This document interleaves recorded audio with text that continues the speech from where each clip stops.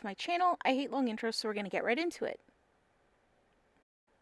One of my best friends, Candace, mentioned last year that she saw these big plushie dice sets. She is a self-proclaimed dice goblin, and she did outright ask me if it was something that I could do and asked about pricing, and I immediately knew that I wanted to make her at least the D20 as a surprise and just tell her, oh, sorry, can't do it, but that's okay. I didn't know if I was going to be able to do a whole set, but I did really want to do the D20. I figured I would just send it to her for her birthday or Christmas, whatever, holiday showed up around the time that I was able to finish it. I did not have a pattern. I just saw the photo she sent me and went, yeah, okay, so it's like 20 triangles sewn together in a sort of way. Okay, got it. Her favorite color is green, and I knew immediately that I wanted to have the accent color be gold. And I wasn't totally sold on the gold that I used with the green that I had when I started, but it kind of grew on me as I worked on this, and I like it now. I actually had this green. It was from a custom order that I had, and when I ordered yarn, it only came in a 3-pack, so I figured one day I will use the other two skeins, and they've been sitting on my shelf ever since, just waiting for the perfect project, and here it was. I sent her a photo of this green yarn and I said, is this a good green for a super random secret project that may or may not be for you? And she said, yeah. So I told her that obviously it was secret and I couldn't tell her, but I was really excited about it. So this project really stressed me out a lot at the beginning because sometimes I go through this cycle of, oh, I can do that. I have no idea how, but I can do it. And then the next part of the cycle is, oh my god, I have no idea what I'm doing. And then it comes full circle to, wow, I was really silly there, thinking that I didn't know what I was doing. Clearly I do. And then I finish the project and it turns out pretty good. As I stated before, I did not have a pattern. I just had a sort of basic idea. It's 20 triangles and then you sort of sew them together. No big deal. Or, it was just really stressful there for a minute. But whatever, it'll be okay. I had a set of dice next to me pretty much the entire time I worked on this to use it as a reference. Sewing this together took forever. If you think that it's taking forever while you're watching this now, it's sped up, I think, 10 times.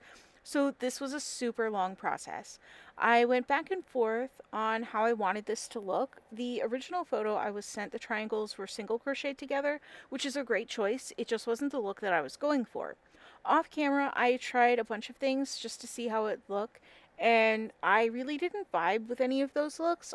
I thought about Candace's aesthetic and her style, and I kept going back to a sort of elven, Renaissance, dwarven kind of Lord of the Rings style. And after I really nailed down the style I was going for, I was able to choose what I was doing much easier. I went with a sort of crisscross whip stitch.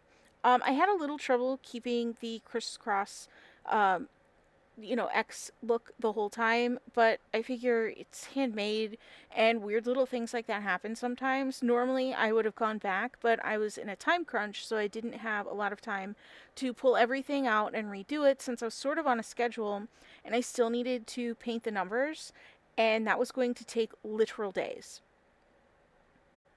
The construction of the D20 was a little complicated at first, but once I realized how it's all put together, it's really not a big deal. If anyone is interested in a tutorial for the Crochet D20, please let me know.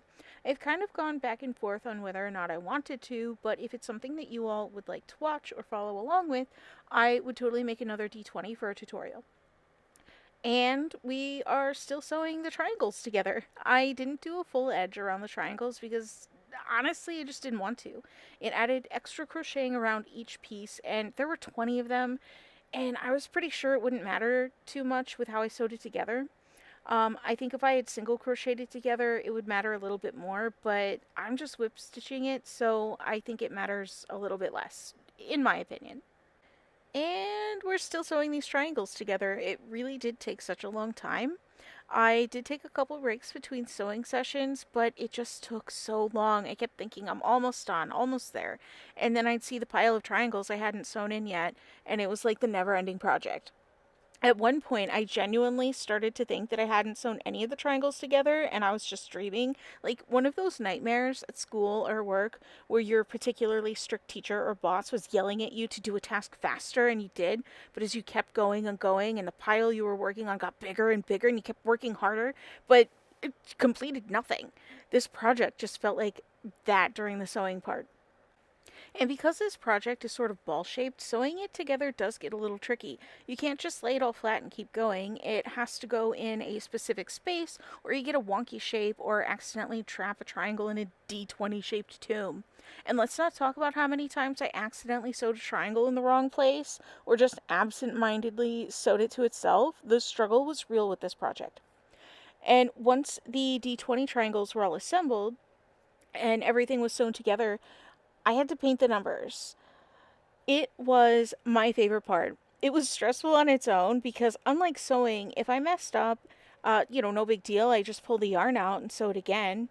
But with painting, it's pretty permanent unless you can manage to wipe it off, but then it smears. And I have made a huge oopsie doopsie and managed to wash the paint off, but then your project is wet and the cleanup is awful. And you have to let it dry completely and redo it. It also takes everything off that you put on. So if there's one part of the paint that is fine, you have to wash the whole thing off and start over. It's very frustrating.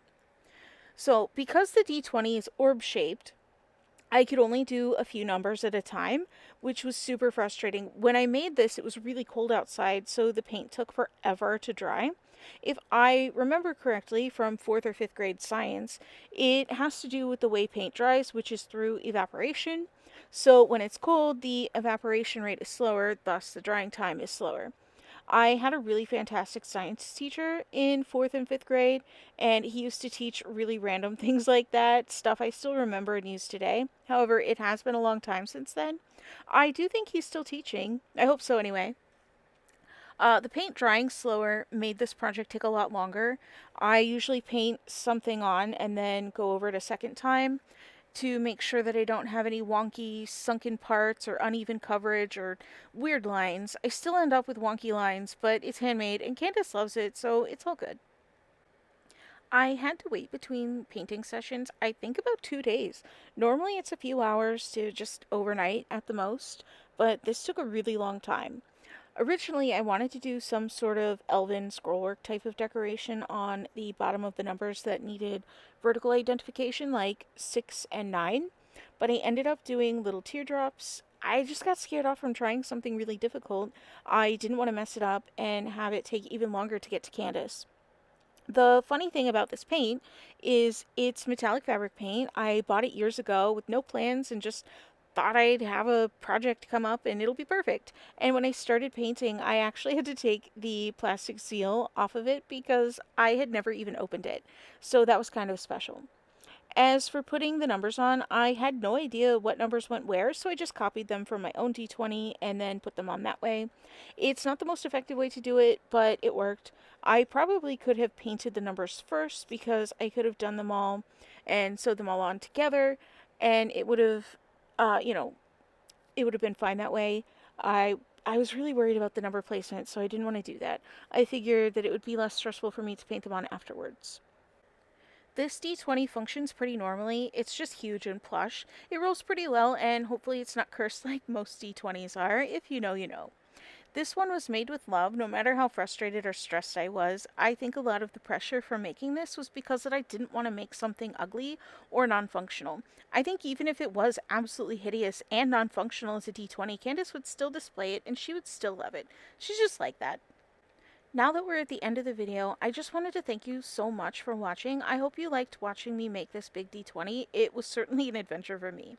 Let me know in the comments if you'd like a video tutorial on how to make this or what colors you'd make your own big D20 plushie. Don't forget to like this video if you liked it, subscribe if you'd like to see more, and hit the bell button to be notified when I upload next. Thank you again for watching, and I'll see you in the next video. Bye!